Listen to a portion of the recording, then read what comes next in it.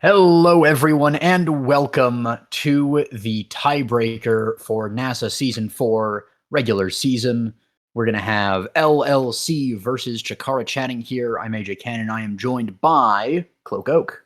What do you think of this match? Hello. Well, I'm always hyped to see both of these teams. They've been two of my favorites to watch throughout the season.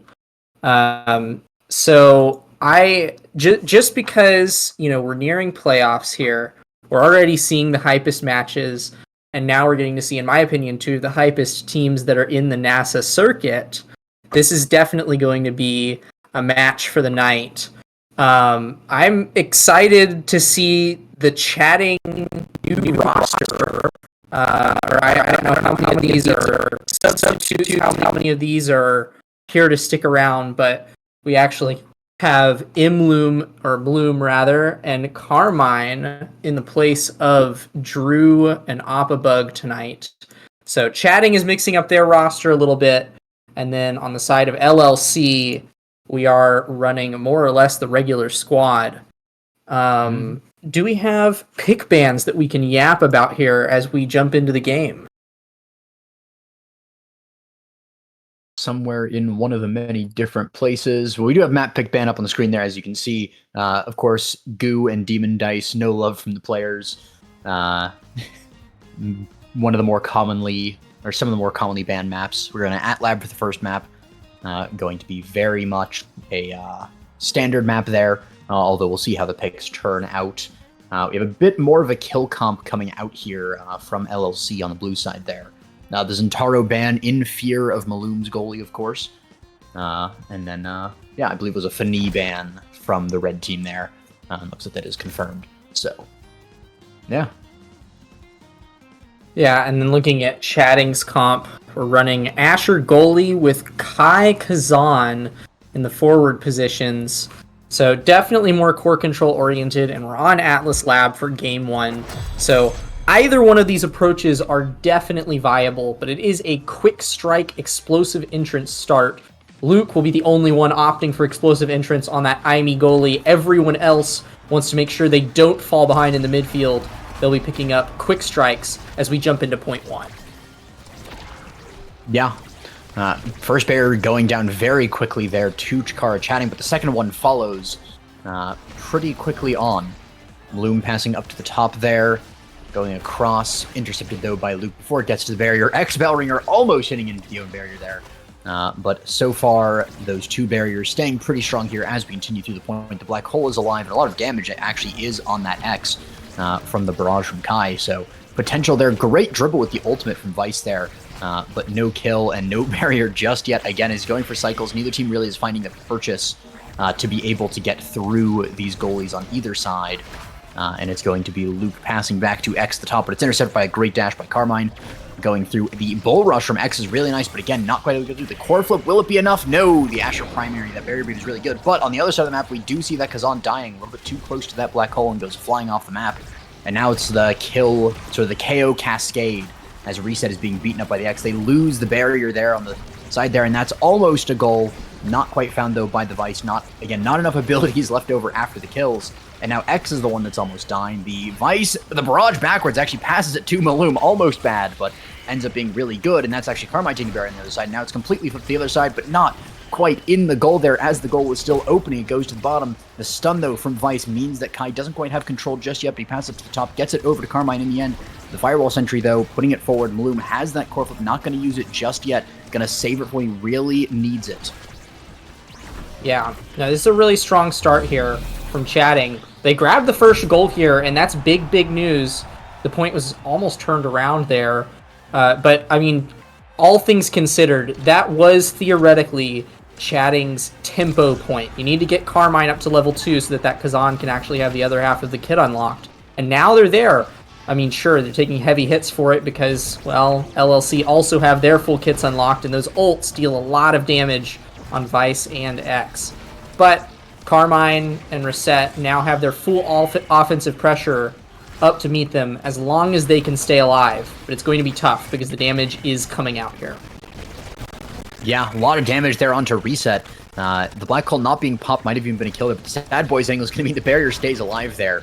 Even as the kills goes on, of course, control is the name of the game at the end of the day.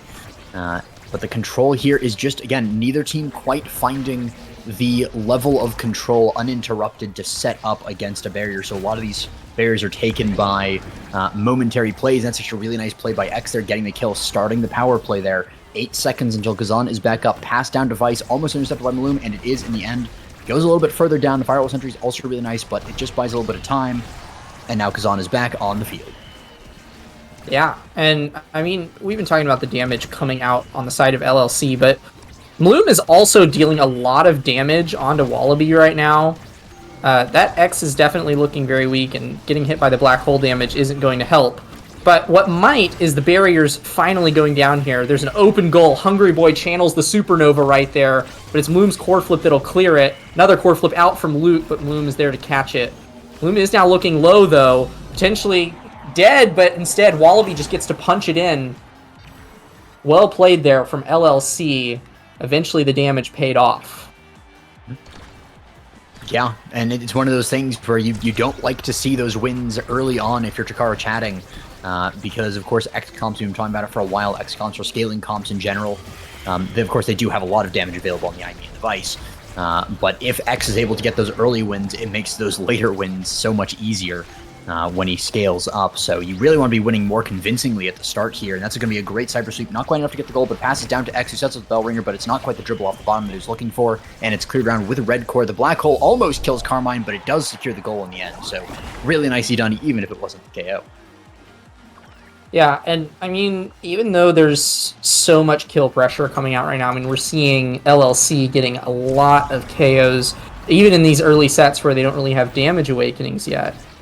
There is still a lot of core control coming out from this team. Like, Hungry Boy and Wallaby are both still keeping possession of the core pretty consistently, and they're getting, like, barriers even before these kills are really happening.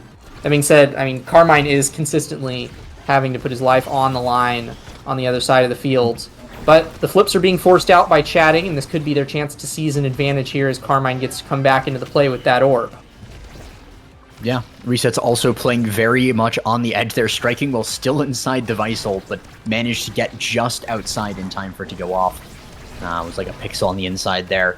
But one of the interesting things here is we actually see Slicks picked up on all forwards in the game. That's actually Vice going down there, really nicely set up there by the Asher ult into the Kazan ult.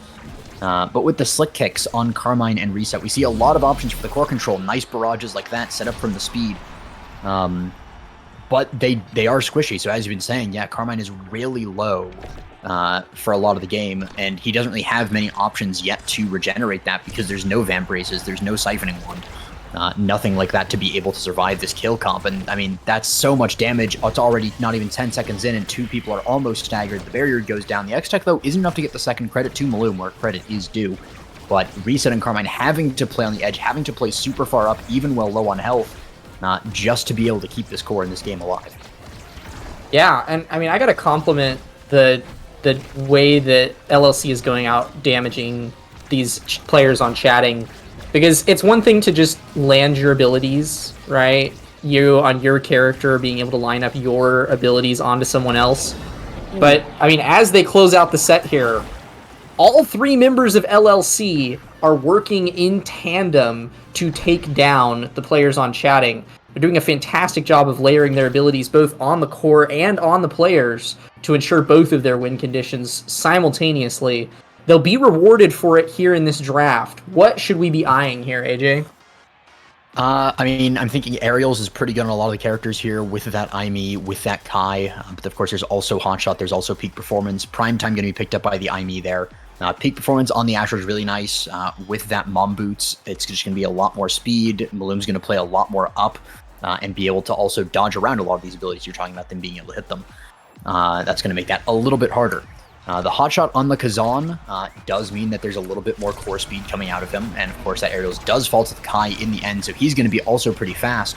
But I'm a little worried because, you know, we see a lot of core control coming out of Chikara chatting still, but even more damage coming out of the side of LLC with the Might of the Colossus on the X, with the Primetime on the IME. Even though it does reduce damage, I mean, if you have twice as many abilities, it's still more damage. And of course, the missile prop on Vice cannot be understated there either. So just absolutely options for brutal KO and Mortal Kombat there as we see this progress. But so far, so good. No, the goal is not down yet. The barriers are open. And we also saw for a while Maloom playing super far up with that extra speed. The second barrier goes down, that's really nice. But we do see the kill there coming onto Kai. The power play, almost double power play. Carmine nearly getting killed. The pass back and forth, I mean, that's just a heartbreaking situation to be in as a goalie. But the Lightning actually kind of sets up a dribble for the Asher to buy a little bit of time. Carmine very low there. The core flip, though, from Asher into Asher, not quite enough. Great and well done there by Maloom on that defense. The Giga, though, kind of just going to send it around for another loop around the field here. The IME cyber sweeps forward, but it's not quite enough just yet. Yeah, for now, Chatting will hang on. Carmine staggered in the bottom still, but seems like there's no abilities left from the LLC to finish him off. They're going to focus on scoring for now. It's going to be really tough because it's pretty much always kept to a 1v2 by all this damage that's coming out. But Maloom is holding strong on the back line right now. It's a little scary because the only survivability awakening in that last draft went to Maloom, so Reset and Carmine are still taking plenty of heavy hits for now, and that black hole is always a looming pressure in the middle of this match. And with that X Maximus popped, there's additional power that's going to chase Reset out of the way with Might of the Colossus, leading to a beautiful setup, and Quick Strikes X will punch it in. It's Wallaby Gangsta for you. Yeah, and yeah, that is a good call. With the quick strikes on the X, that X Maximus just becomes that much stronger. And of course, Might of the Colossus, as well, you said it with the power scaling. It's really nice to see that build coming along on Wallabies. Really sort of, I wouldn't necessarily, it's the X-Bis. There's a lot of different things that can be really good on X, but those are definitely some of his top awakenings, if not the best. So just really good drafting there from the side of LLC, and I mean, great flip there from Maloom.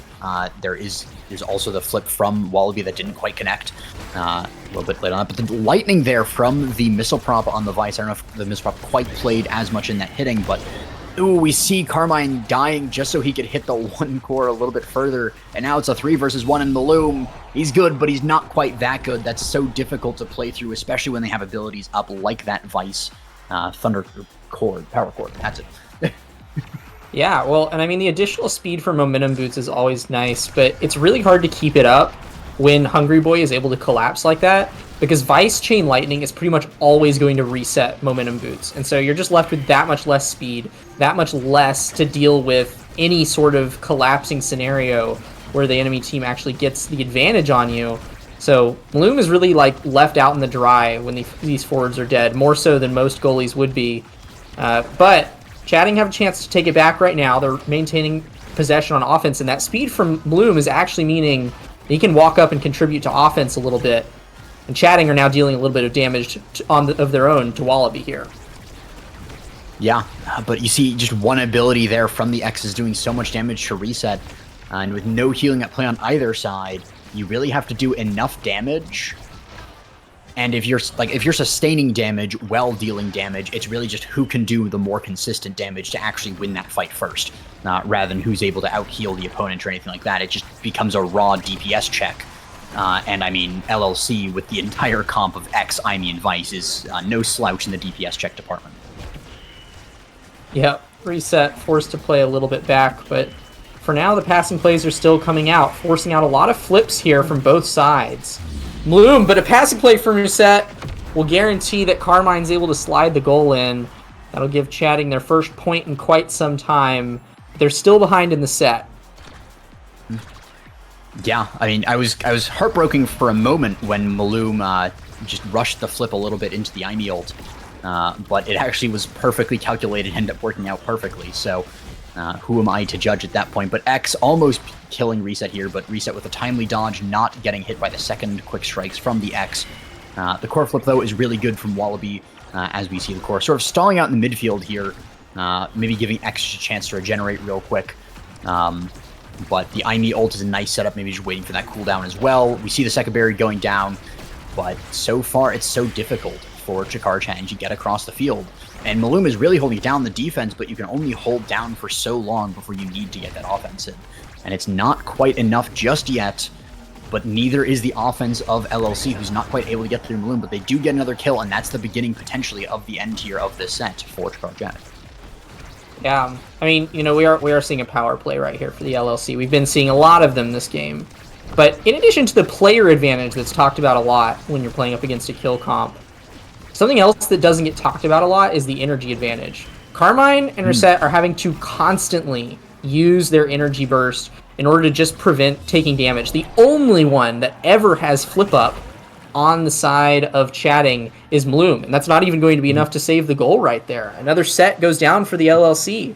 And as long as their energy advantage keeps up here, LLC are going to have this in the bag. And with Catalyst leading on the board here, I wouldn't be surprised at all if that's what Luke grabs here to secure that energy advantage even further. Yeah, but of course there's so many other good options here as well. They're actually going to hang the draft for a little bit just to see how it works out. We're going to see Catalyst falling down to X. Reptile Remedy, though, does go to Kazan because of that. So potential for healing on the side of Jakar Channing, which might be what they need to turn it around, but with Stinger going to Vice, Catalyst going to X, and the Reverb going to the IME, even though she doesn't really have any of the other stagger ones available, it's more health and also, more importantly, more cooldown reduction on this IME that already does so much damage with the explosive entrance out. Yeah, it's possible that Carmine might be able to out-heal the damage if he gets consistent enough core control, uses these evasions smartly, which so far he's doing just fine. Carmine kind of soloing this offense. And that could give Chatting a little breath of fresh air this set, potentially give them the chance to take it back. But at this point, there's also plenty of core control awakenings on the side of LLC. It'll be a test to see which one of these teams have scaled harder, which one of these teams is more prepared to battle out the core control, or who knows, maybe the damage of the LLC will still just keep poking through, the power plays will keep coming out, and they might just take this game home. Yeah, and I think another part of that is, X, it's now X on the third set. That's one kill going down. Reset's not able to stay alive there. Luke really kind of almost overstaying the eject one, I should say. Just try and get more pressure with the core flip as well, looking to really end this during the power play a lot earlier. The glitch bomb and the power cord, though, not quite able to get the second barrier down. So far, Jakar Chatting able to just hang on for dear life with their fingertips in this game, but they're going to have to do a lot more than hang on, because as we see that second barrier falling down, the core flip as well is really nice. Wallaby Gangster there also just securing the goal there, making sure that Maloom can't even get there in time. I think it was also a little bit too late for Maloom there. But even if it was on time, you also still have the X striking there. So really solid defense, really solid setup there from LLC, who's really found their stride in this game. Yeah, and I don't think they're going to be losing it anytime soon. It's even evident in the XP difference here. Luke and Wallaby both on level 10. Maloom, the only member, and only just in the past few moments, to reach level 10 on the side of Jakar Chatting. Meanwhile, both the forwards of Chatting are still left on level 7 and 8, but that won't stop them from scoring here. Their first lead in this game. Jakar Chatting at a 2-1 in set 3, looking to bring it back and having a chance to. Yeah, Jakar Chatting, evidently one of the teams that are very much fall into that second set comfort zone. When you're down, or when any of these teams are down, you really can't count them out. That's when they start to really just lock in and play their best. Maloom dashing up to the top there, using the Barrier Beam and the Path Splitter as well. So many abilities coming out, but it's not quite enough to get the X. The Vice ult is good and forces out that all-important core flip from Maloom. But so far, the defense not quite on point from Maloom, losing that one barrier. Reset's going down as well. X finding the barrier with the X tech. And Carmine not able to get their return around the black hole. And the X, he has core from front of the goal. It's not quite going to be used. And actually, they're going to lose a barrier on the return with an unfortunate miscommunication there. They were trying to set up something with the double core flip, I assume, but they overcooked it just a little bit, and that's an opportunity here for Jakar Channing to come back in this. Core flip from the X is really good going to the top, and that's going to be a goal, putting LLC on match point. Yeah, I'm going to say, really, really well played by Wallaby there. I think lots of people would have core flipped the first time that it got in front of the net, in front of Maloom. Instead, Wallaby recognizes that core flipping in front of an Asher is not really that valuable. It's much more valuable if you just save it off a little bit, waited until the core lingered back in that zone where Asher's not really on top of you, and instead just exhausted all the abilities there. And by the time that had happened, Wallaby had plenty of room to just tuck the core into that top spot. Hungry Boy, now the only one with flip on the board, And LLC are looking quite strong here with an energy advantage to close out this point as both of the barriers of Chikara Chatting go down. Yeah, 2 bears as well. Reset almost staggered. We do get 1 bear on the side of Chikara Chatting. We see Maloom playing super far up so that resets can get a break. But even then, with the lightning chaining back, it's a little harder to actually get the regeneration there. We do see resets almost to full HP at the passing play between Hungry and Wallaby is really nice. The core flip on the X goes down. And so does Chikara Chatting. Losing their first game in this series. It is a best of 3, so we will have more. But that is a dominant showing here for LLC. Chikara Chatting with their moment of coming back. They almost got that last set there. They were on that second point. They had that opportunity. But when X wins early, it is an uphill climb. Yeah, I mean, just a fantastic demonstration of how you can leverage damage to maintain an advantage within a match, right? LLC consistently, from set 1, were very coordinated with how they put damage onto the forwards of Chikara Chatting, and it pretty much left them in a 1-player advantage for the entire duration of that match. Always either Reset or Carmine was staggered, and it just allowed them to run rampant in that match. I mean, yes, they played a fantastic that game, earning the most redirects and not over double, but almost double the saves that Luke had.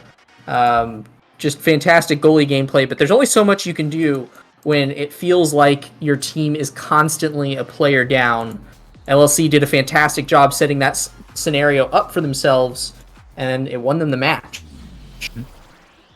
Yeah, I mean, we saw, like, we can kind of see it in the stats there for a moment. We did just go off them as I go on it, but I mean, we had an Asher with 77 saves there, really holding it down, but this really was a case of just a death by 1,000 cuts from LLC, or rather, a death by 1,000 KOs even, of just LLC able to maintain that control of the game.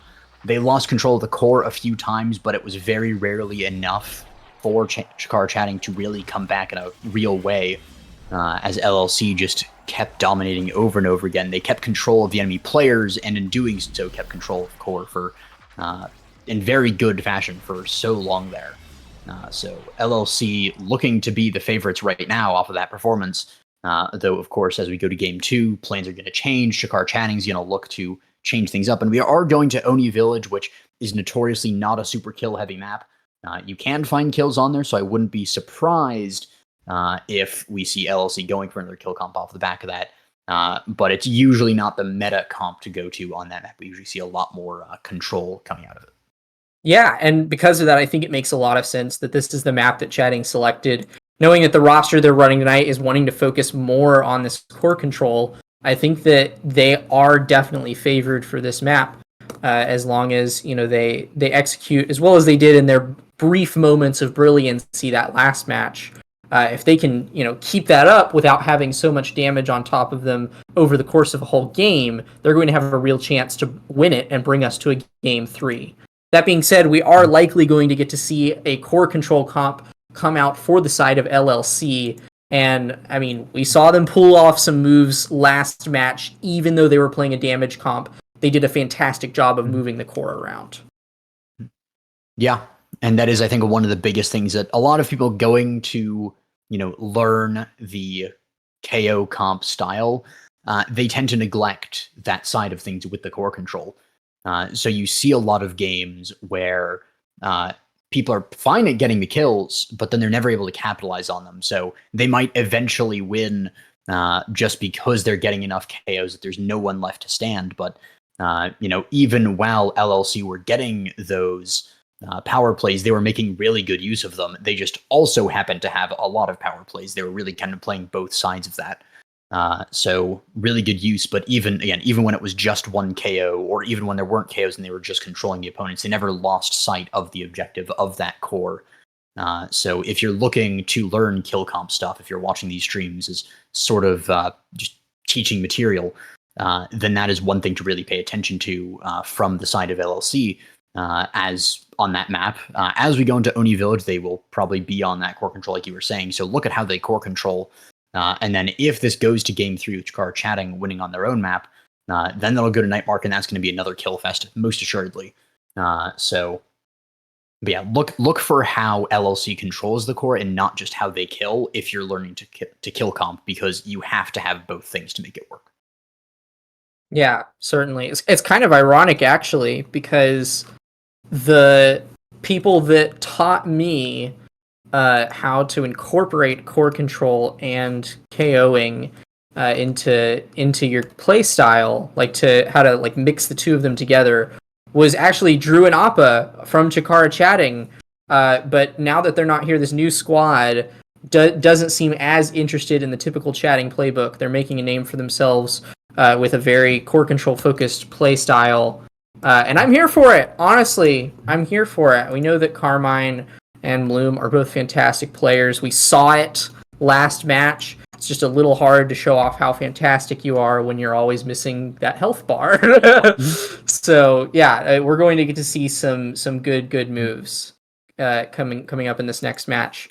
What kind of comp do you think we're going to see LLC running this game? I'm not entirely familiar with their rosters and their character pools. So what do you think they're going to be going for here? It really does depend on the awakenings. Because at this point, at this level, pretty much everyone on these teams has basically access to almost the full champion pool or striker pool. So they can almost pull out any character. So it really does depend very fiercely on those awakenings. If we see something like a chrono boost, then we might see things like the Octavia coming out, like the Era coming out, similar with Cast to Last, of course. So I agree with you from earlier where we're most likely going to be seeing a more core control focused match here. There might be some elements of KO, but if that happens, it'll most likely be something like a Zentaro who can also control pretty nicely. Or, of course, on Oni Village, of course, some of the big picks would be Kai, Estelle, and Rasmus. So we'll probably see at least one of those either picked or banned, if not all three of them pick banned, because those are very popular characters for very good reason. They're very good on that map. So I think those will be some of the highlights of the draft when we get into it. But of course, it's going to be a little bit more time before we actually get into the game. Yeah, I think that we're almost certain to see perhaps... I mean, I'm guessing that our brawlers are both going to be Rasmus Kazan. Like you said, maybe we see the Zentaro. I'm not entirely sure what Hungry Boy is going to be running here. I played with Hungry Boy a little bit while preparing for one of the draft diff tournaments a while back. And I know that he's been working on an Estelle. He has an Aimee in the back pocket. But I'm not really entirely sure what he prefers to run in terms of core control oriented forwards outside of that.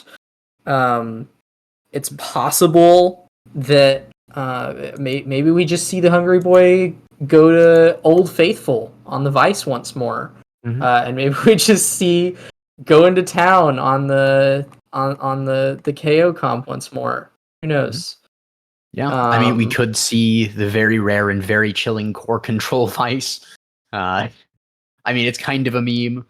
Pretty much every time you see Vice, it is KO. But it would be kind of funny to see the Vice pulled out here and to see it more core control focused. But that's mostly chatting on my end there. But it would be funny. And of course, Maloom, through the grapevine, you may have heard that Maloom was practicing Zentaro goalie at one point. I'm not going to say that it's going to come out. I'm not inside of Maloom's head, but as an avid Zentaro goalie enjoyer, I would very much like to see Maloom on that Zentaro goalie. But of course, when your tournament first seed is on the line, if he's not as confident in the pick, then we might not be seeing it, and we'll most likely be seeing a far more traditional comp with something like a Dubu goalie or something like that. Well, and there's always, you saying Zentaro goalie sparked another option in my head. We have seen Loom whip out the Kazan goalie before on Oni Village as well. We've seen it happen in NASA this season. There's a possibility that we see a Kazan Rasmus early pickup here from the side of chatting, and that they try to force a little bit of an unfavorable comp for LLC. There's a chance. There's a chance that that's what happens. But we are jumping in, and we're getting some early hovers. What do you think of what we're seeing here? Yeah, well, it's starting from those Awakenings, Prize Fighter, Bulk Up, so much for the not really KO heavy. It seems that the teams really aren't going much KO off of that, so they're likely going to be picking up the Bulk Up and just building into stagger build, looking to get reverb or peak performance. The Asher ban coming out of chatting is pretty standard there. If you're going to be first picking Rasmus or Estelle, you usually ban the other one or the Kai. And we do see the Asher ban as well. Maloom, of course, very good and very proficient on that Asher goalie in the last match, so LLC not wanting to deal with that, which is going to mean that we have the Rasmus first pick, the Kai second pick with that Kazan, although likely not on the goalie there. It's going to be Wallaby picking that one up. And then it's going to be the the Aimi and Dubu sort of midfield. So we actually have a little bit more damage coming out of here from the side of Chikara chatting, but even though there is more damage, I don't think it's going to be used quite so much.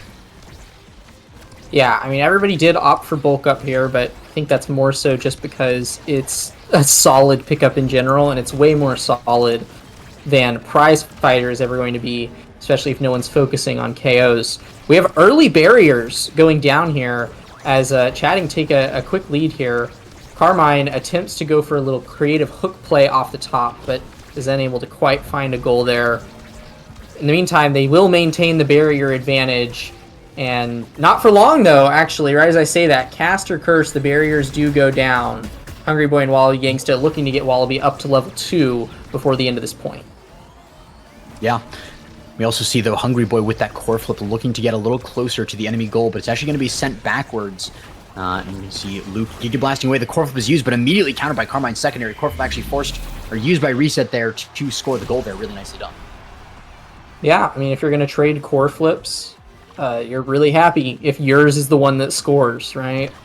And yeah, that'll be an early lead for chatting. They're looking really, really strong here. I'm really feeling the midfield presence in the early game. Of course, that can shift very easily. We have an Octavia in this game. We also have, a Kazan that scales stupid good on this map. So all sorts of stuff can change, but at least here in the early game, chatting's looking really strong. Yeah. And that is a really nice and welcome change for them from last match. Not being caught in a potential mental game there of losing that first match in that 3-0 sweep in the sets. Coming off of that in flying fashion, taking the first point, having a 2-barrier lead in the second point. Hopefully I don't cast or curse them with this, of course, but is a nice performance there. It's always nice to see teams not falling into those spirals so we can see them play at their best. Hungry Boy actually very low there, potential kill angle. Even on Oni Village, especially if Hungry Boy's trying to use those speed gates for even more speed on the Octavia. Finally, though, the core gets to Carmen, but it's immediately stolen by Wallaby Gangsta again. The Dubu wall is nice to counter the barrage from Kai, gets it forward with the log, and that's going to be double kill as Carmine hooks the Kazan to him, but then the Kazan hooked the Rasmus, I believe, as he was flying off the map. Bit of a double kill there. In something I've quite not seen before, I don't believe. Yeah, it was very, very humorous. And I mean, that'll be a goal right immediately after the glitch pop from Reset. We'll find a demon angle on the top side. Send it in. There's not too much that Luke can do there. Something to watch for here that I've been loving. I noticed it last game, but he's back at it again. Maloom is doing some fantastic goalie dribbling, really breaking the ankles of Wallaby and Hungry Boy from time to time. By mixing it up with some dribbles on the far side. It's really nice because it can give your team more chance to set up for a pass, and also it can sometimes bait the enemy out of position to actually set that pass up. So definitely keep an eye out for that. Hungry Boy does have a flip here and is looking to use it on offense potentially. Luke running in for a quick dash into Giga Blast, but doesn't find anything for now. Yeah, actually gets the core to neutral zone, buys some time for his forwards to run up, especially with that Octavia being able to run forward is really nice there. But we will see the Octavia managing to keep those stacks alive just barely, but then they bleed off there with the core flip around the world. Maloom just really nicely using that core flip. Doesn't really get too much done, but making sure that Octavia can't stack is a very important thing in this matchup to prevent the enemy from scaling, not to prevent Octavia from just becoming a menace. Reset actually, with a nice backwards dribble there, actually passing to Maloom and getting it away from Wallaby Gangsta. as we see the pass up to Carmine there again, using the secondary. Actually, the secondary hits the Kai instead of the core, but that's enough. A bit of a hit stun there to ensure that the goal goes down. Wallaby not quite able to get through this barrier. Bloom, again, really good on that defense there. And Carmine going around the hook. I don't think that Luke was expecting that to happen. I think he was expecting it to hit the hook and was prepping, so his reaction was a little slower there on the barrage. And that's going to be the first set swept by Chikara Chatting there. Really nicely done, and potentially awarded there with a reverb with the bulk up stacking. Aerials on Aimee, of course, very good. Even Deadeye for a little bit of damage on the Octavia if you want it. Yeah, certainly. It is going to mean that Aerials stays on the board here, likely falling to Hungry Boy. Actually opts to deny the Rampage instead, which might have been a very smart play. Rampage is probably the scariest size awakening in the game, especially when you're playing on a map like this, where kills are less likely. And it's still really strong on Octavia. Like, size and speed is a really deadly combo, because it means that you pretty much, if you're playing correctly, you should not be losing Strike Wars if you're setting them up correctly. And Hungry Boy knows how to set them up correctly. So if those Rampage stacks build up, it is going to spell bad news for Chatting. Yeah. Really good point there with that. Ooh, the double kill coming out of Carmine there. As we see, it is up to Wallaby to defend, but you were talking about it earlier, Kazan goalie can be a thing. And we're actually going to see the power play fizzling out here in 1 second with the goal not being scored. They give Blast kind of an awkward thing there, gets it to Maloom, keeps it away from Wallaby at least. Carmine going for the top shot, goes to the hook, gets another kill onto the Octavia there, and just going to go in there with the Firewall Sentry from Aimee. And actually, one of the things that we do see here, because Prize Fighter wasn't picked up in that first round, we actually see it picked up here by Wallaby, so he gets a little bit of power on that Kazan, so long as he doesn't die, which of course is a little less likely on Oni Village. Yeah, but Wallaby isn't even the forward that's getting KOs. We were talking about Oni being a KO-shy map, but Carmine is showing that if you stand far enough back in the goal box, any map can be a KO map, and Pendulum Swing is always going to be there to punish you for that. Bloom holding onto the barrier strong against this offensive push. Carmine loses the Strike War and is unable to find anything quite yet. And the barriers will remain 1-1 in a neutral position. Yeah, Carmine missing the strike there. Not quite able to maintain possession of the core, so the play's going to fizzle. It's actually going to go in the hands of the enemy team there, as we see this Octavia building up more stacks, even using the ultimate to keep more stacks. And we see a lot of speed building up, manages to get the strike there, but then the stacks finally fizzle out on Hungry Boy, and that is that sort of dissolve from the Octavian chest to wait a long time to get that cooldown back. So this is the opportunity that Chikara Channing is looking for, as we see another kill onto Kai there, and the core flip waste from Hungry Boy there, whiffing it, not getting the core there. Core flip as well from Wallaby, but the core flip from Carmine also wasn't stellar, so that is 3 core flips used very quickly there. Finally, the barrier goes down there for the side of Chikara Chatting, as we see a core flip from Resets, gets it to the top, interrupted kind of by the Kazan, but not enough as it gets to Carmine in the end anyways, who puts it in with a strike. And Pendulum Swing as well, I believe. Yeah, no, that was an impressive little combo there between Reset and Carmine. Into a beautiful setup. It wasn't even the tip of the Pendulum Swing hitting it in. It was actually just the thin part right there. And yeah, I mean, fantastic play from both of them. Beautiful passes from Reset into a fantastic goal from Carmine.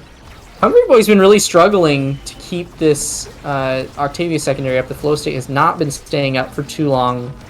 Doesn't really have any awakenings to buff it either, so it's understandable. And there's a lot of open space here, so it's really easy to keep it away from the Octavia. But it does mean that the midfield presence of the LLC is currently really struggling. And, I mean, if these KOs keep coming out, Chatting has more than one advantage at their fingertips. And on set point, they're looking to close it out right here. Yeah, and I mean, especially with the Prize Fighter on the Kazan being at 0 stacks, it is not an awakening anymore. And a great pass from Maloom to Carmine, who gets it done. That is 2 sets in the lead, is Chikara Chatting, as they are looking to sweep the second game in a similar fashion, but reversed to the first game. Yeah, and plenty of good stuff to pick up here. Quick Strike will go to Carmine. That does mean that more than likely this Octavia is about to get Chrono Boost, which could, give LLC the bit of a comeback opportunity they're asking for. Instead, in a show of dominance, Bloom grabs Chrono Boost on Dubu, leaving Octavia with Prime Time. Orb Dancer will fall to Luke, which means that is Orb Zodia on this Kai goalie. But holy crap, what a power move, snagging the Chrono Boost on Dubu goalie. Oh, man. Yeah, the Chrono Bloom denying from there, and it does actually affect the stun on the Dubu there. So we'll actually be seeing that come out potentially, which is great for setting up kills and getting things clear if you just stun your opponents for even longer. But Hungry Boy is able to get the barrier down, and LLC starting to be on their front foot here. They have the barrier advantage this time. They're the ones that have the opportunity to score, and Carmine just can't seem to get it quite through there. There was an almost moment there, but almost doesn't count here. But the strikes are really good here from Reset in that midfield to keep it on this right side of the map. Finally get through, but Maloom is able to just get it back. But the Corfu from Reset not quite landing as it should. The Tofu Fortress keeping it forward, though, in the speed gate where the core is just going back and forth, back and forth, back and forth. But still no material gained quite yet. The barrier's still live, the goal still open, but not scored on. The Octavia ult used to just get a little bit of damage and keep the stacks alive. Kazan has it, though. We're going to overtime. That's a red goal. Yeah, I mean, we've gone to overtime quite a few times in this game. And a few times, Wallaby's even been able to hit the core while in overtime. It's really, really good if LLC can make it to overtime to take advantage of that. But as of yet, they've been struggling to even get the core forward, no matter what point in the point it is, whether it's overtime or it. But now Wallaby is getting forward a little bit more. Luke is almost able to run up and play like second midfield here, which is giving them the bit of midfield pressure that they've been missing this game. That is their win condition. Survive till overtime, and then LLC feeds it to Wallaby, who can very easily send the core at unprecedented speeds and put it into Bloom's net. Yeah, we actually saw there the Giga Blast from Kai saving Octavia for a little bit. Does die in the end, but it was a really nice play by Luke to knock away the Rasmus so the pendulum swing wouldn't hit Octavia. But one of the other things, though, is that we now have that Kai sitting 5-5 on those orbs. Very difficult to contend with that, and you know they're looking to try and kill this Kai again to shut that down, but it's very difficult when he's so fast and has so many cooldowns available. We see the log, the last second somersault there from Maloom, able to keep the barrier alive, and the bottom corner strike from Carmine there, able to get the barrier on the other side of the map, and now Chikara Chatting is the one that's looking very confident in this, but they're not quite able to get the goal just yet. The Giga goes wide, Kazan's not able to get the strike just yet. Maloom, core strike not enough just yet. The Octavia ult nearly killing, but in the end it's going to get to Carmine, and Carmine, as usual, puts it in those situations. He's not going to miss those shots like that. Yeah, definitely not. Yeah, I mean, keeping up barriers is always important on Oni Village, right? But it seems especially important this game for the LLC. It seems like any time that they can keep the barriers up till overtime, they can keep the offensive pressure up a lot more. They're actually going to get a KO here, but it will cost them the barrier. Wallaby has this Adrenaline Rush proc, though, may allow them to get a little bit of an advantage here, but it's already spent. And it looks like Maloom and Carmine are going to hold strong. The barrier disadvantage is once again not in the favor of LLC, and Chatting are looking quite strong to just end the game this very set. Yeah, they are, yeah. It is their set to win here. If they do this, then they will take it to that game 3. But of course, if LLC can bring it back, then they won't even have to have a game 3 there. Now, so they are still looking to try and get this one. Of course, there's not as much pressure on them because they have that bit of leeway, but Wallaby is not going to let that go easily. He's going to get the barrier. He's almost going to get the goal, but the hook was a little too late. The strike was not quite through. Core flip up from Luke to Hungry Boy there, but again, not quite able to get it. It's this big thing where, ooh, now it's the kill onto Kai. That's the orbs reset. That is massive, even if the goal is not scored. And that's also the core flip from Hungry Boy there. The hook onto the Octavia, not quite enough to secure things.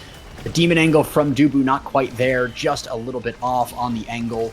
Carmine not quite getting it just yet. It's going around and around, but not quite to. The passes aren't quite on point because there's so much interference here from LLC. Carmine dribbling up to the top, using the pendulum swing, but not quite able to land it perfectly.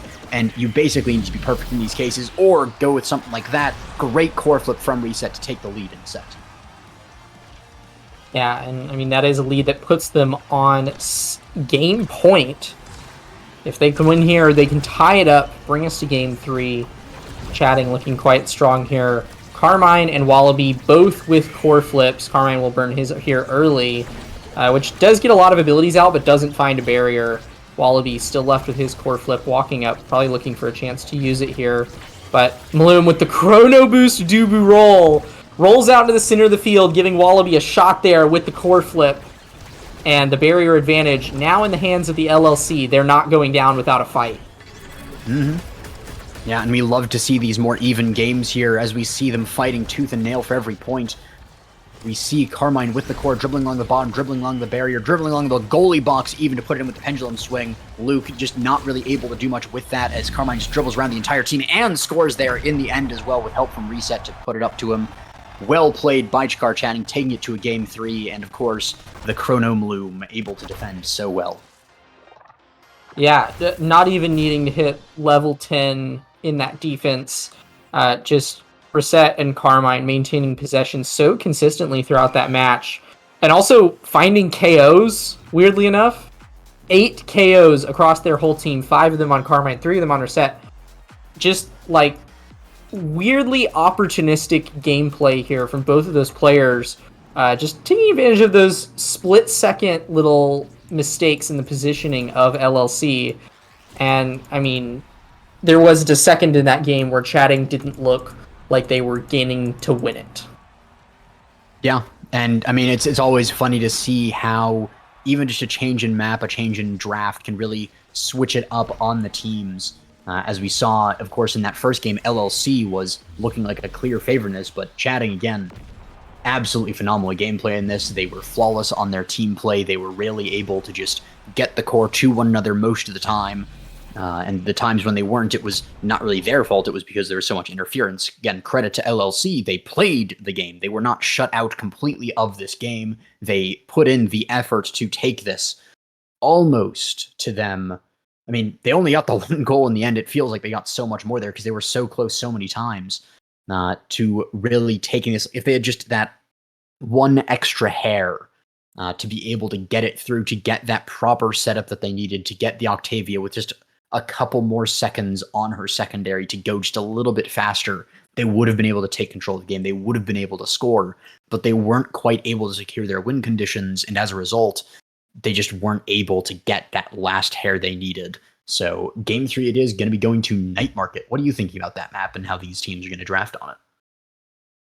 I mean, I'm going to be excited if we see a Julie here, which is weird for me to say because, I mean, I'm usually not too much of a lover of Julie, but I think that in these higher levels of play, Julie's a less common pick.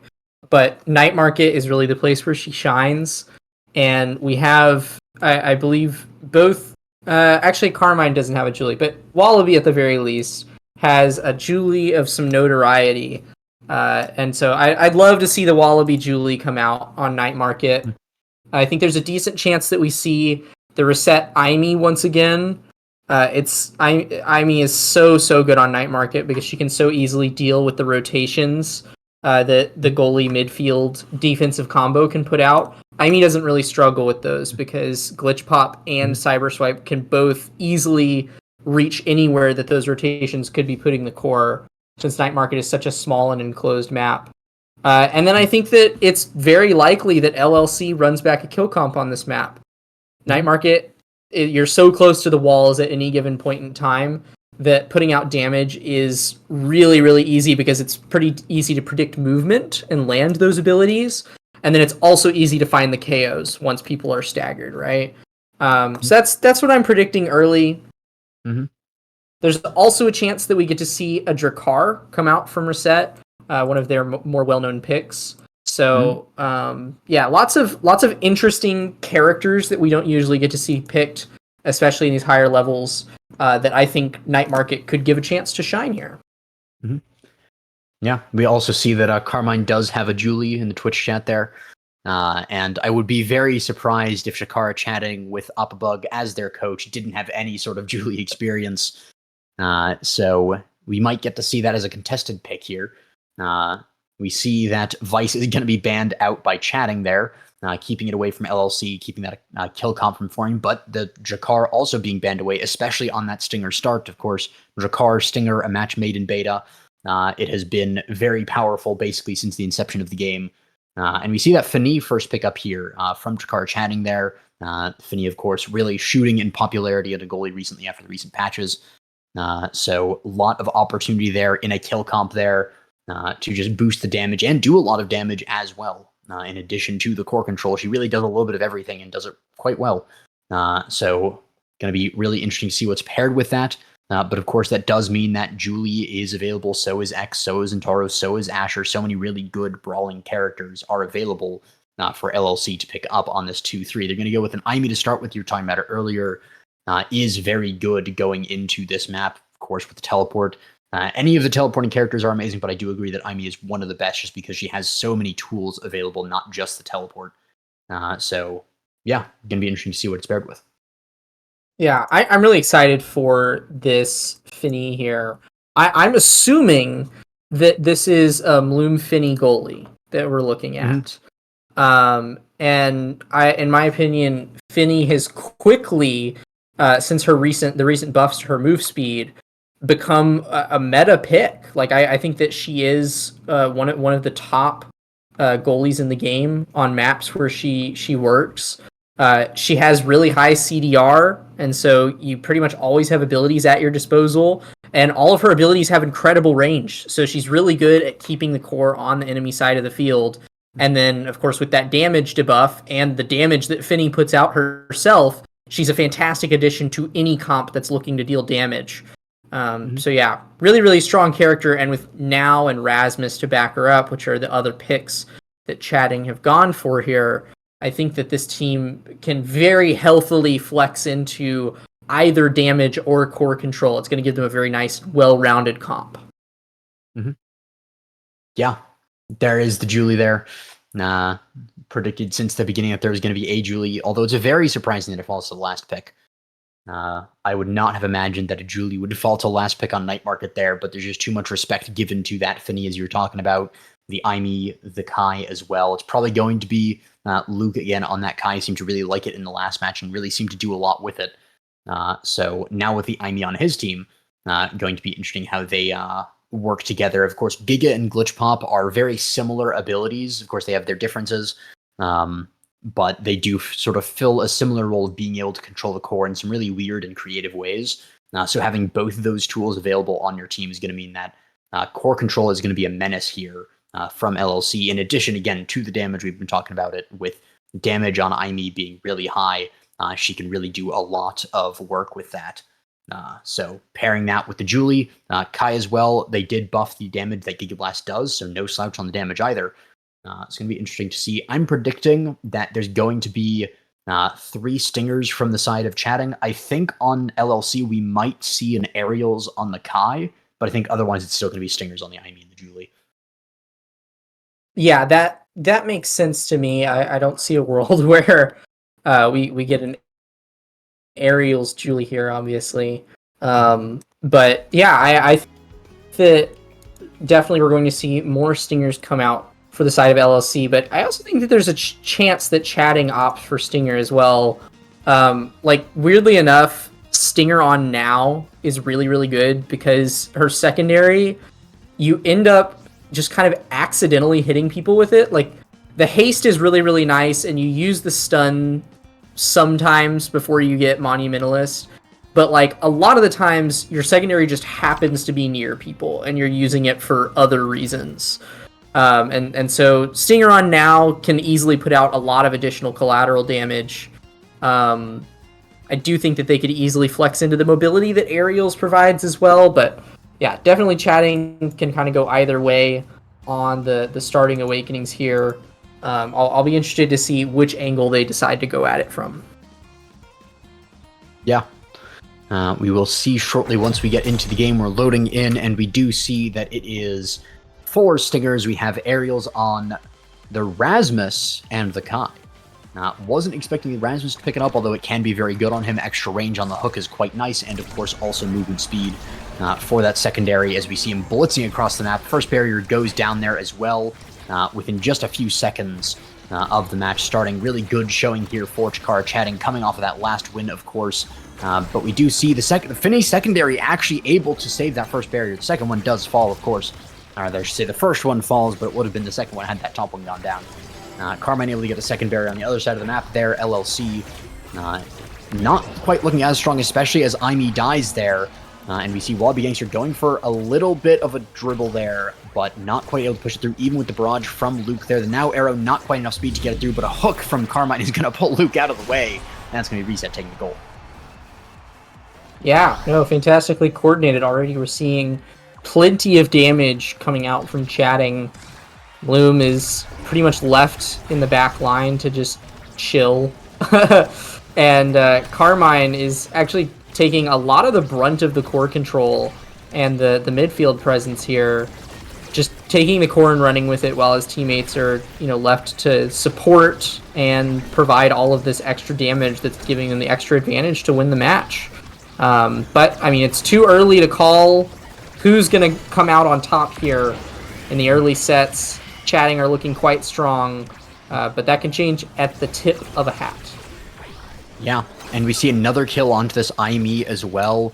Hungry Boy just not really able to stay alive against this team. And Wallaby as well looking very low. Even, with the combo hook into card. Really nice from Carmine and Maloom as well to set that up and execute it. Very difficult to pull that off, but it was really nice with the hook kind of being in the line of the card, making it a little easier to aim that shot from Maloom. The black hole as well from Finny is really good, but not quite enough to sink it. But another kill onto Aimee. Hungry Boy really needs to stay alive here.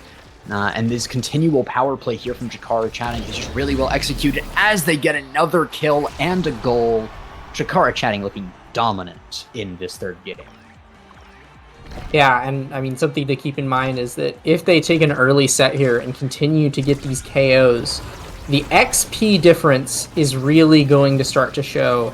You get less stagger if you're not leveling up as fast, and so if a KO comp can kill you consistently enough, they are going to really, really start to take you out as the matches go on. And I mean, we're seeing the KOs continue to come out here.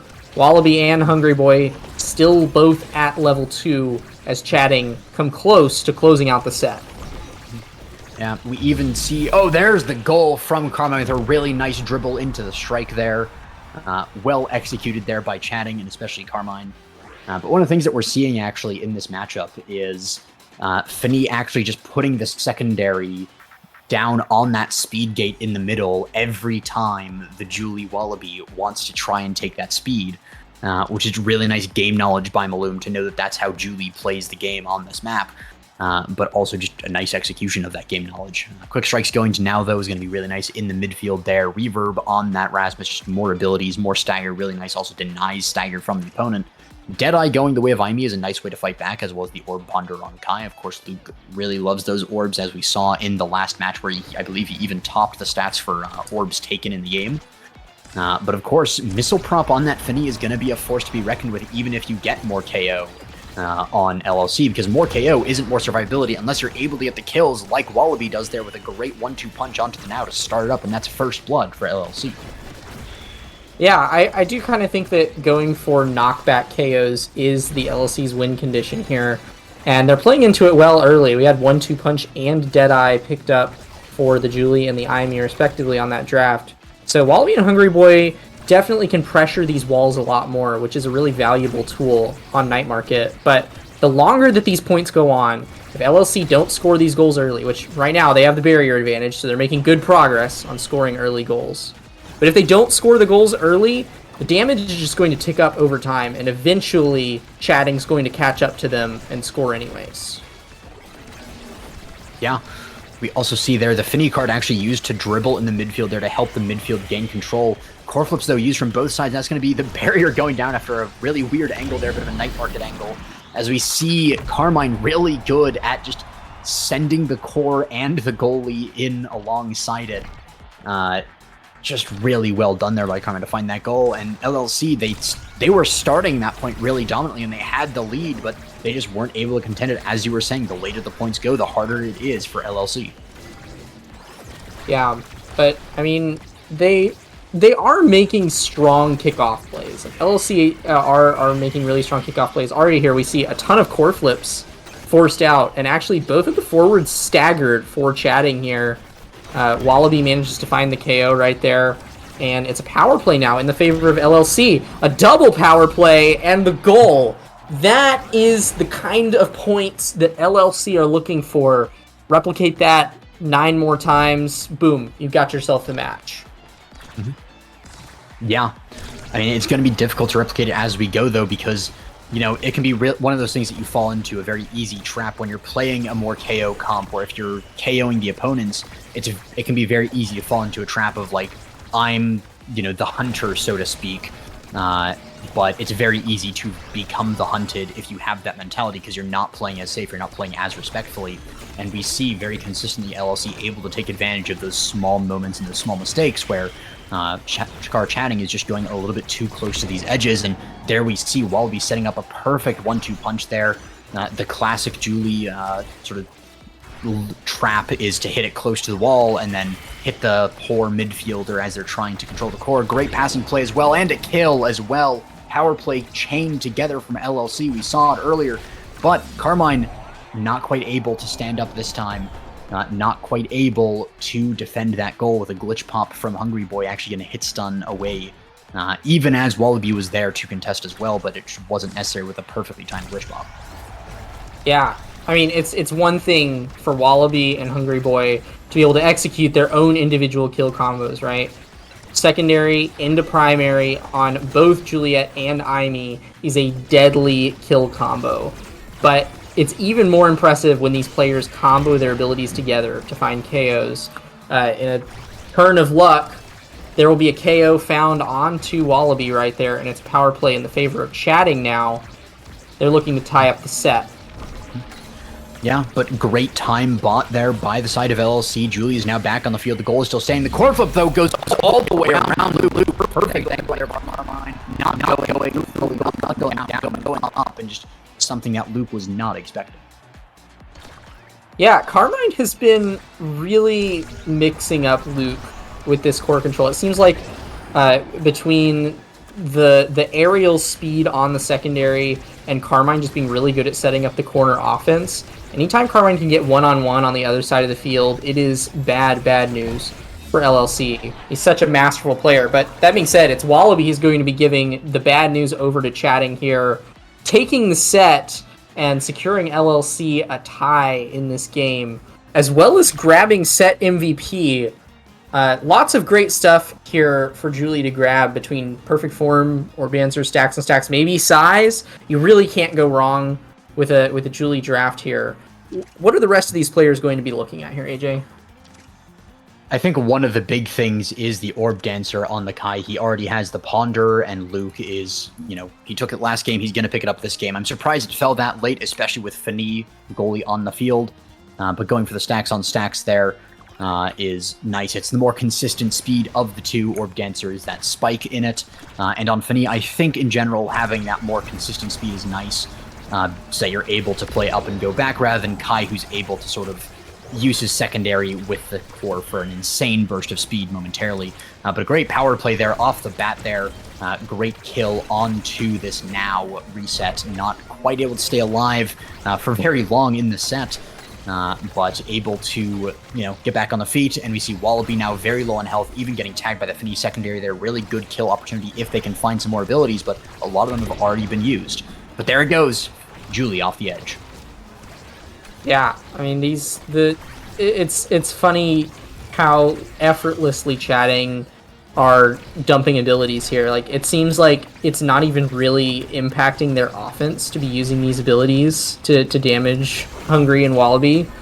They are just able to throw them out there, and their game plan isn't really interfered by it. Sometimes LLC, you know, get the upper hand and are able to make plays happen anyways. But in the meantime, Carmine is gaming. What can I say? That's a Rasmus play if I've ever seen one. Dribble into hook, into strike, into pendulum swing. That's about as clean and textbook as it gets. And that's that big fish coming out there. That play is really only possible because the additional size allows the pendulum swing range of effectiveness to be in range of Luke there. Yeah, but one of the other things is Carmine knowing the extended range with Big Fish, because that hook, if not for the hook, Luke would not have been in range for that. As we say, that Carmine does get killed there, gets a barrier, but the offense now swinging the other direction. But Carmine knowing the extended range there, hooking Luke into the pendulum swing that's about to come out, just knowing that range perfectly. Just really good Rasmus knowledge there.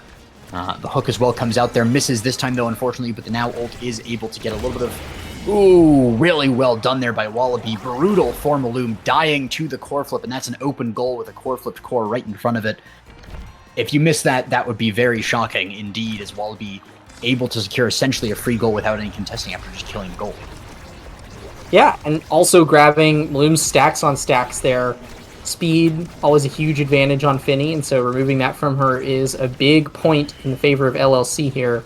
Wallaby's making another strong push, but does get cleared away by Maloom and Reset, and now it'll be Chatting's chance to convert. Yeah, we see the barrier going down, and the goal is open, and then immediately after it opens, LLC able to just really convert very effectively on this, and they've seemed to find a lot of momentum in this game, taking the lead in the set, taking the lead in the game and the series now. It's only a 1-point lead for now, but it's really seeming like LLC has sort of turned this momentum completely around. Yeah, I think that a lot of it has to do with Wallaby just being able to make more plays in general. The perfect form is really helping out on this Julie, because no longer is Wallaby locked into, you know, the 20-second box that Julie is usually as a result of her secondary. Pretty much every ult that Wallaby is getting is resetting that timer and allowing another play to be made. But in the meantime, it will be plays from the side of Chatting, opening up the box. All four barriers going down here. Both of these teams looking to gain the upper hand. It's Wallaby staggered, but goes for the dash punch, but an elusive Bloom will evade it. Hungry Boy will secure it, though. The cyber swipe into strike in the bottom of the goal box will end the set. Yeah, and LLC takes the set lead for the first time in basically a game and a half now. As we go into what is potentially the last set. If you're an LLC fan, you're hoping this is the last set. Although I am a fan of these games going as long as possible. It's great to see the teams duking it out. And as the games go later and the players really lock into their tempo and to their comps, you really get to see that elevated level of play. But we do see Reptile Remedy going the way of IME, able to stay alive a little bit more. That was one of the big things. Hungry Boy dying a lot off the start in that first set. But now surviving a lot in this last set and going to be even more so with the Reptile Remedy, also denying it from the opponents.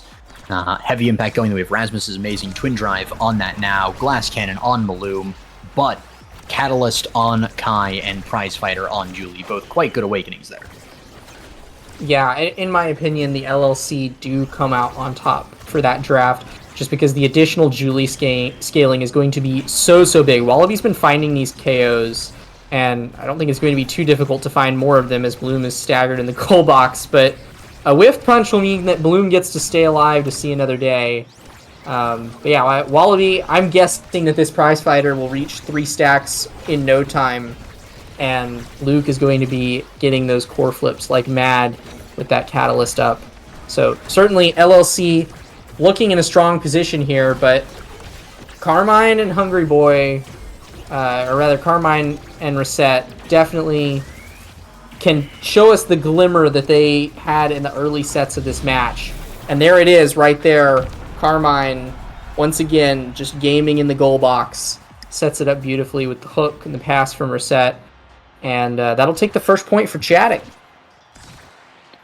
Yeah, and it's an important thing for just the momentum of the game, of taking those points. Great momentum there as well, taking the double barrier there. The now arrow almost gets the goal. The Fnee Black Hole not quite able to secure it, even with the stun onto the goalie from that pendulum swing. The 1-2 punch, though, not quite going to secure it, but the ult you were talking about, it resets those cooldowns. Now, though, able to heal herself a fair amount with the ultimate, still a little staggered, but will be in good health very shortly. Carmine, no abilities, it seems, just yet. No core flip either, having used it, but just not able to get the goal there. Luke playing super far up as well with the Giga Blast with the barrage. And that's a 1-2 punch onto a Now, who is now dead and stacked onto the belt from Julie. And then it's unstacked immediately. Julie back down to one stack in this set. The glitch pop countered by a strike into a card, but struck right back. Hungry Boy really sort of negating this power play from Chikara Chatting, as now everyone's back on the field. The Cyber Swipe not quite able to get the goal there down at the bottom. The Pendulum Swing not quite able to kill the IME. The card going a little bit wide as well from Maloom. The Julie ult doing so much damage to Now. Reset low on health. The hook and every ability from Carmine not quite connecting as he wants it to, and that's another kill. While the Gangster really on fire here. The Pendulum Swing onto him as well is going to do a little damage, but it's not really going to kill just yet. There's a lot of damage coming out, though, and there's a potential for a kill as Now respawns as well. The arrow goes a little bit wide. It's inside the speed gate, preventing Julie from getting it. That is a dead Julie now. Prize Fighter unstacked. Hook down, up, down to Carmine, who puts it back up. Not much you can do in that situation as Luke. You have the core flip, but you're not expecting it to go up there necessarily, so you just really well played there by Chikara Chatting and LLC to even take it that far into the point. Yeah, no, Chatting is seizing their advantage here with Loom holding barriers for so long and Wallaby struggling to get, a positive exchange on these KOs, as well as find them as consistently as he was doing in the previous set. It looks like LLC are, struggling to find the same kind of purchase that they did in the previous set. I honestly think that just comes down to Chatting adapting really, really well. They've been playing really carefully around the Julie for the most part, as well as just removing the Julie from the equation by KOing. And it'll reward them with the set. If Wallaby's not able to be a nuisance, if Wallaby can't stand near them without risk of being KO'd, Wallaby's not a problem, and they're free to play the game that they played in the first set. Yeah, and really well played indeed. That's most likely here going to be an IME taking Monumentalist there to prevent the Now from getting it. But in the meantime, we're going to see Rasmus maybe picking up a hot shot there. But Rapid Fire, Peak Performance, Primetime, Bulk Up, so many good options there. Going to be Kai taking the Unstoppable there. Seems the draft is hung for a little bit to see how the picks go. But Peak does fall to Rasmus for a little bit more speed, and Stagger, Bulk Up to that Finny, going to be putting out a lot of damage with that Missile Prop Bulk Up Glass Cannon build. The Stinger on top of that as well as the icing on the cake. Primetime going the way of Now is pretty nice, but Julie does get the Rapid Fire, and with Luke having that Unstoppable, now it's going to be a lot harder for Carmine to get some of these plays with the Pendulum Swing. Yeah, I mean, definitely Wallaby was hoping for some survivability from that draft, but is just left with Rapid Fire, which can maybe help out with the Perfect Form, getting some more cooldowns. Maybe Wallaby gets some more plays out there, but I don't think that was what the LLC were hoping for there. I think the biggest victory for them was the Unstoppable pickup on Luke, which is going to help out against Carmine here. But, I mean, if Carmine gets the core this many times, it's not going to matter too much. And for now, Maloom is defending the absolute crap out of these barriers, as Wallaby is unable to find any sort of gaps. Maloom is the Iron Wall right now. Yeah, and because of that Iron Wall defense, you're seeing that Carmine and Reset are actually able to hang back a little bit and put some more damage, and then Julie's on the other side of the field, which allows for this 2v2 to happen, kind of a 2.5, with Maloom giving a little bit of support as well, playing up in the midfield. So LLC kind of facing on the goalie side of things that sort of 2v2.5, 2v3. And yeah, it's just really nicely played by Maloom to have that good position to play up on that goalie. We see Julie trying to get some damage on the Now, but it doesn't really get too much done now. Or done two now, I should say. As we see core flips used all over the place, but no barriers going down until now. We see one barrier going down to Chikara Chatting, having the lead here.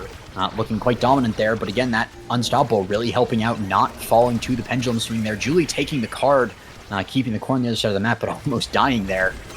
We see a lot of damage. This Julie is just continuously staggered, but somehow still alive. Yeah, but I mean, that Julie, in many ways, Wallaby staying alive is like almost better than Wallaby dying, because like Wallaby already isn't doing anything while he's on the field right now, and so it's basically like they killed him 3 times over, because he's not having any impact on the game other than they're having to dump a few abilities into him every few seconds, and in the meantime they're able to play the game just how they've been playing it. Chatting, taking an early 2-point lead here, and they're showing no signs of stopping something big is going to have to happen on the side of the LLC to turn this set around and close out the game. But I am always a fan of those reverse sweeps, and reverse sweeps can start very easily with some kills. If Wallaby Gangsta can continue connecting like he was earlier, but that's going to be a kill. Never mind, he's the one that gets connected onto. Back down to 0 stacks on that prize fighter. Kai still has the 5 stacks of the orbs for now, but not the core flip as he immediately uses it there and kind of whiffs it, and that's going to be resetting the barrier. The goal is open. This is potentially it. The game could be decided with that play from Reset, backed up by Carmine. Bloom even playing up in the midfield there. Really well done by Chikara Chatting. Technically the reverse sweep because LLC took that game 1, and I mean, going back the, half hour-ish to that first match, the end of that first match, I would be saying LLC is the favorite to win this one. LLC was dominant in that match 1. They were playing so well in that kill comp, chaining kills together, having brilliant core control play on top of it. But at the end of the day, Chikara Chanting did not let that get to them. They did not let their mental falter. They just took it in their stride, and came back and just blitzed LLC in that second game, leading to this 5th set game here. Love to see it with a 3-way sweep into the other 3-set sweep. Into the game 5 is just an absolute just weird play that's so difficult to call, but absolutely I am here for it, and seeing these players just brawl it out on Night Market for the finale was an excellent choice of map pick. Yeah, no, that was a really, really fun match to watch. And I mean, we got to see both of those teams reach their win conditions on individual sets, right? The set where Wallaby and Hungry Boy, actually the couple sets where Wallaby and Hungry Boy were just getting like back-to-back KOs and constantly forcing a rock and a hard place up against Chatting, was really, really cool. And then we got to see just the combo of core like I said it at the start of the game that the comp that Chatting were running could very easily flex into core control and damage with 13 KOs and plenty of redirects and goals in the game to boot. That's exactly what we saw go down. It really did just seem like Chatting was able to tuck both of the win conditions under their belt by the end of the game. And I don't know if you were watching the stats in the tab screen, but Bloom at the end of that match actually had over 730 speed on that Finny. That Finny was so fast, could just run up, play second midfield at any point in time. It really did just seem like you could kill Wallaby, you could just score. If you're Chatting, you were running that match for the back half of it, and it was extremely well played by the team. Mm-hmm. Yeah, absolutely. Credit to Chatting for never giving up on that. Just continuing on through that, not letting it get to them. And I mean, again, though, on the flip side, credit to LLC for fighting back, for taking it to that 5th set in that 3rd game. Even after losing that second map, they kept on playing. And there were some rocky parts at the start, but they almost brought it back. And I was convinced, this is going to be LLC taking it, as they took the 2-1 set lead there after LLC gets that after Chatting gets that first one. But yeah, just really nicely played by LLC, but in the end, just a little bit better by Chikara Chatting. And I'm really looking forward to see this. Of course, this was the tiebreaker to decide the playoffs placement. So that's going to be Chikara Chatting being seed 1 in the playoffs bracket, and that's going to be LLC being seed 2. So that's going to be Chikara Chatting getting to decide who gets which team. So going to be some interesting plays behind that as we get into playoffs. But that, of course, is not going to be today. So any last words, Cloak, before we close off the stream for tonight? No, that was a fantastic match. I'm glad that you and I got the pleasure to cast it, and everybody out there in chat got the pleasure of witnessing it. So we'll be back here in the very near future with playoffs, and we will see y'all then. Until then, have a wonderful night. Donate to the Sad Hamster.